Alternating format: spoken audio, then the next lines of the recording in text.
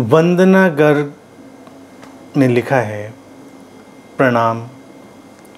Yesterday night Rihanna has been crying, asking why she doesn't know what is life. She said she knows it's all going to happen, death, life. She said, please ask Ananshri, how can I know? How can I find my answers to questions like who is Rihanna? She said, Ananshri will know for sure who are we, where we have come from. Can she read some books to know? She is so confused with her. Please help her and help me. I can't see her crying every time for this. वंदना जी लिखती हैं कि उनकी बेटी रियाना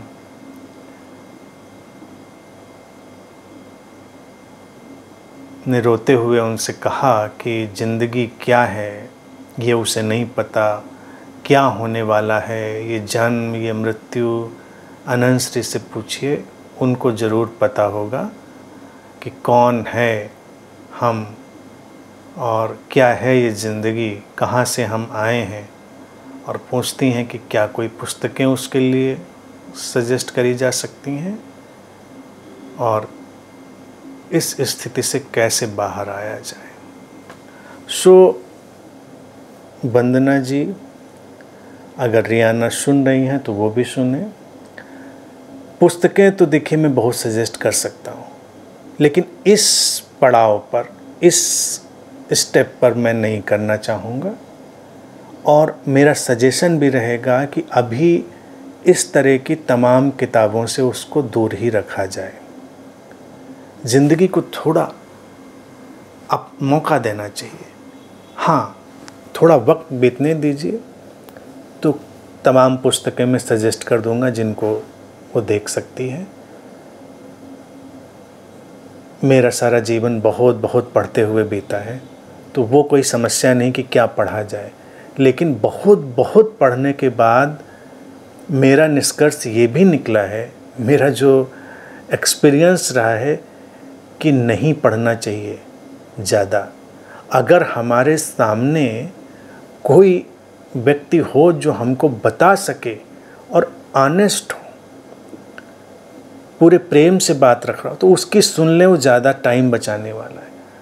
तो जैसा कि मैंने अनेक अवसरों पर ये बात कही है, रियाना की तो उम्र इतनी कम है, उसको ये बात ज़रूर सुननी चाहिए कि जब मैं उतनी कम उम्र में था, ये सारे प्रश्न मेरे अंदर भी थे, मेरे सामने लिटरेचर भी था, लोग उतने नहीं थे वैसे, लेकिन सब था। मैं पढ़ता चला गया सब, लेकिन कुछ पढ़ने से कुछ समझ में नहीं आया। कुछ ऐसा नहीं हुआ कि मैंने पढ़ा तो कुछ समझ, हाँ पढ़ेंगे तो कुछ नॉलेज हो जाएगा, कई सारे कॉन्सेप्ट, फिलोसफी सब हमारे सामने आ जाएंगी। व्हाट इज़ लाइफ अगर भी गूगल पे ही डाल दें व्हाट इज़ लाइफ, तो वो लाखों तो छोटा सा वर्ड है, कितने उसमें पन्ने पेजेस हमारे ऊपर बम्बार्ड हो जाएंगे। वो तो आज के वक्त में हम जानते हैं, पहले के वक्त में हमारे टाइम में लाइब्रेरीज थी, बुक्स थी, तो जाओ ढूंढो। तो अभी तो गूगल ही डाल दे, what is life, what is death, what is this all thing, तो कितनी चीज़ें आ जाएंगी। लेकिन उनमें नहीं जाना है। क्यों? ये मैं अपने पर्सनल एक्सपीरियंस से कह रहा हूँ, क्योंकि हमारी उम्र, समझ, सेंसिटिविटी, इन सब के कई पड़ाव होते हैं।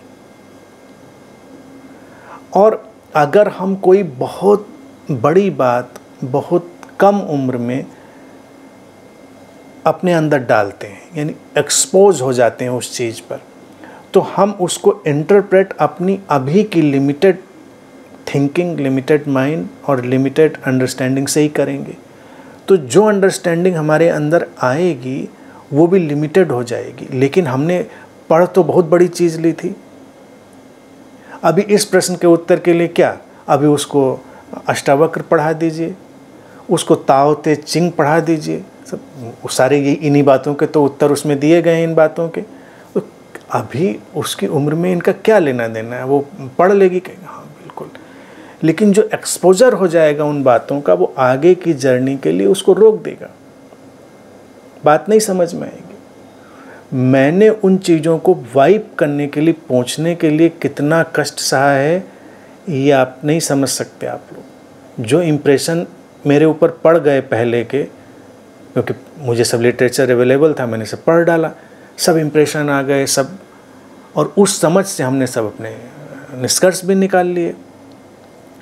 उनको वाइप करने के लिए, उनको पहुंचने के लिए मुझको, जिसको कहते हैं ना, बहुत एफर्ट करने पड़े, और कोई बताने वाला भी नहीं था।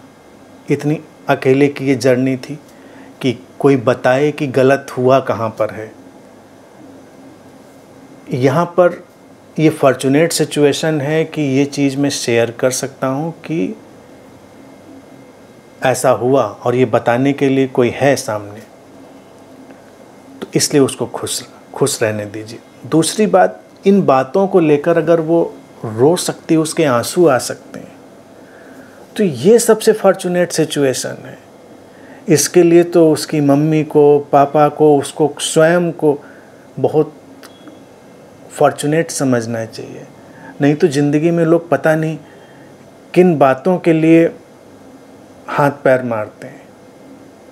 अब अगर आज की तारीख में वो इस बात को लेकर कभी आंसू बहा सकती है कि what is this life, what is this death, what is meaning of life, why I am here, who am I, तो आप धन्यभागी हैं, फॉर्चुनेट हैं कि ये तो बड़ी अच्छी स्थिति है। अब अगर वो अभी कहे कि मैं वो पॉप डांसर, पॉप सिंगर क्यों नहीं हूँ, आई एम नॉट श्योर, लेकिन इसी के नाम की मिलती जुलती कोई पॉप स्टार भी है, मुझे लगता है रियाना, कियाना, चियाना, कुछ ऐसे ही कोई नाम है। मैं उसका ज़्यादा ये पॉप वालों को मैं सुनता देखता नहीं, लेकिन आंखों के सामने कभी कभी तो गुजर ही जाता है। तो अगर इसको लग जाए कि मैं वो क्यों नहीं हूँ, मैं सुपरस्टार क्यों नहीं हूँ, मैं सेलिब्रिटी क्यों नहीं हूँ, मैं उसके लिए, तो आप समझिए कि ये तो नॉर्मल वे ऑफ लाइफ है बच्चों का। नॉर्मल वे ऑफ लाइफ से हट के ये सोचना महत्वपूर्ण है, और ये उसका जो इनोसेंट एक्सप्लोरेशन होगा, वो इनोसेंट एक्सप्लोरेशन ही उसको आगे ले जाएगा। अब प्रश्न ये उठता है, वो करे क्या, वो क्या करे। इसमें बस इतनी ही बात है कि वो ऑब्जर्व करे, ज़िंदगी को एक्सप्लोर करे, सुने,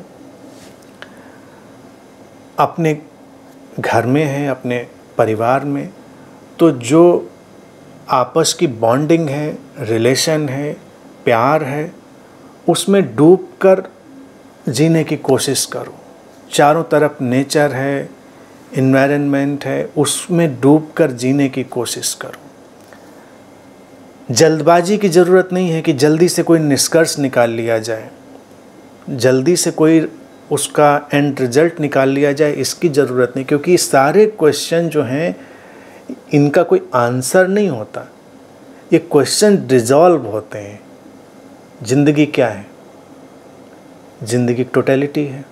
अब इस बात से क्या हल हो गया? अगर मान लीजिए ये कह भी दिया जाए कि ये ज़िंदगी एक सब कुछ का एक टोटल फ्लो है,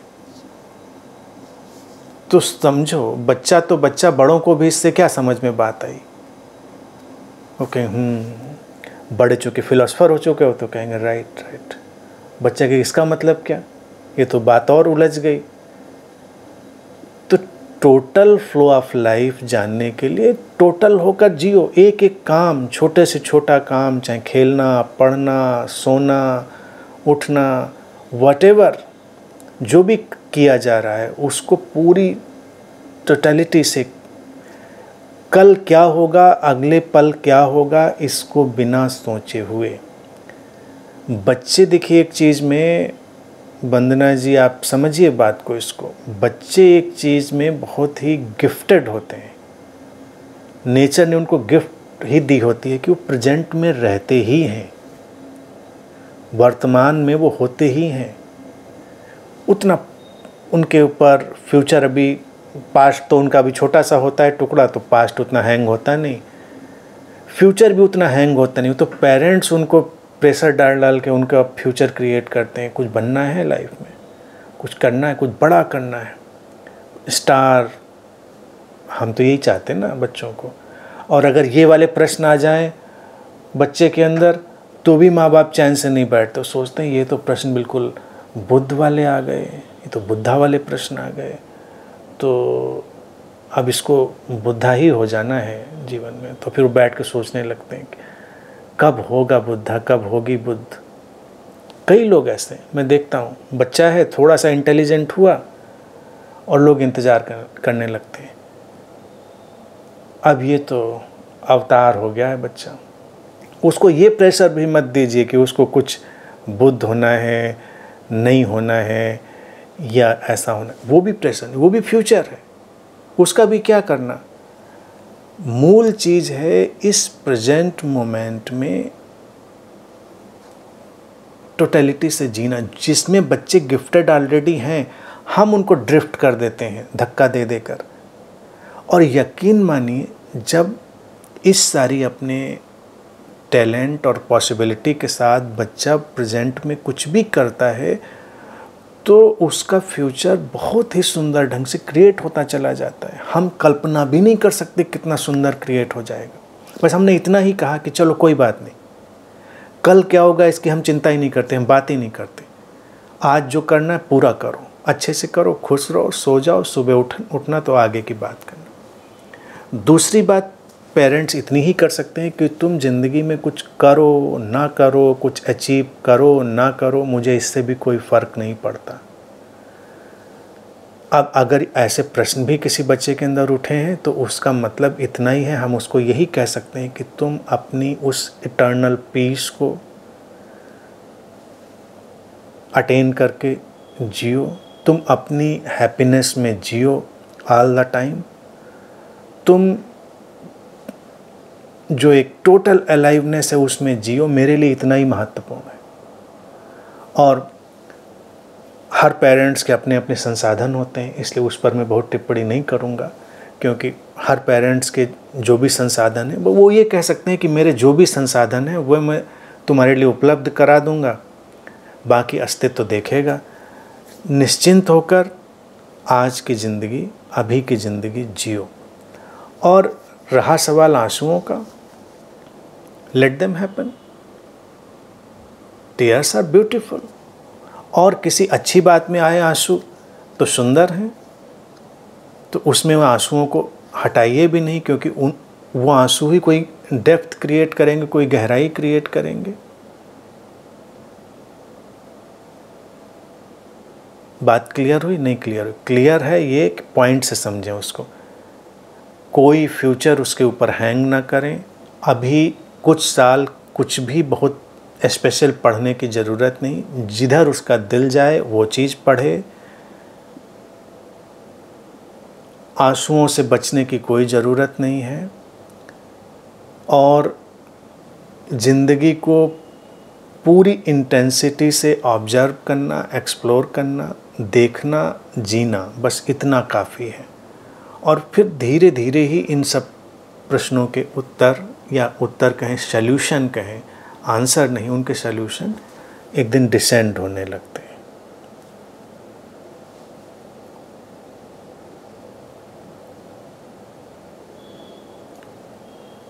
इनोसेंस जो है ना, उसको किसी भी तरह से कंटेमिनेट नहीं होने देना है। ठीक है? नहीं समझ में आई तो फिर बात रखिएगा।